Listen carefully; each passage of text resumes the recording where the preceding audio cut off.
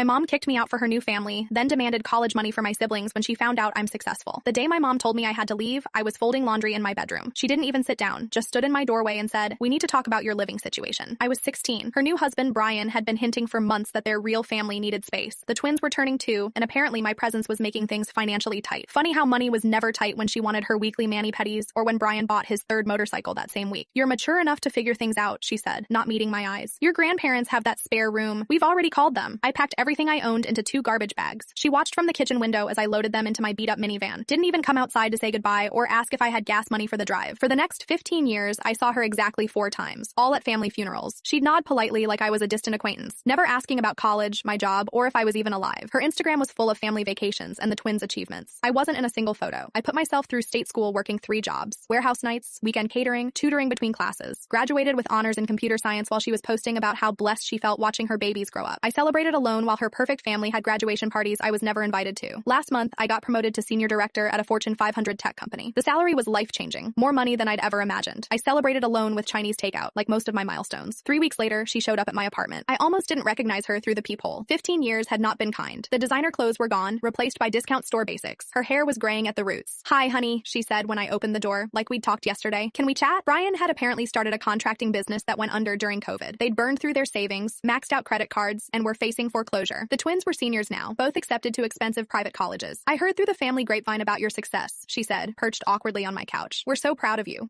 After 15 years of radio silence. "The timing is actually perfect," she continued. "Since you're doing so well, maybe you could help with the twins' tuition. It would mean everything to your siblings, my siblings, kids I'd met exactly twice, who probably didn't even know I existed." I let the silence stretch until she started fidgeting. Then I pulled out my phone and opened my banking app. "You want to know what this number represents?" I said, showing her my account balance. Her eyes widened. "Every dollar in here came from working 70-hour weeks while you were playing happy family. Every investment, every promotion, every success, I earned alone." Her face went pale. "But family helps family." "Family?" I laughed, and it came out harder than I intended. "When was I ever family? You kicked out a 16-year-old because your real children deserved better. Remember? Those were your exact words." She tried the waterworks, talked about how hard it had been as a single mom, how Brian had pressured her, how she'd made mistakes but wanted to make amends. I listened to the whole performance. Then I walked to my kitchen and came back with something. "Recognize this?" I held up a crumpled piece of paper, the note I'd left on her kitchen counter the day I moved out, thanking her for everything and promising to stay in touch. She'd never responded. "I kept this for 15 years, I said. "Want to know why?" "Because I thought someday you'd remember you had another child. That someday you'd call just to see if I was okay." The tears were real now, but 15 years too late. "I need to get ready for work," I said, opening the door. "Good luck with the tuition." She begged for 5 more minutes, promised we could rebuild our relationship, said the twins would love to know their big brother. I handed her the note. "Give this to your real children. Maybe they'll understand why family helps family, and why some bridges burn completely." She left sobbing. I made coffee and checked my investment portfolio. Turns out abandoning your kid doesn't pay dividends.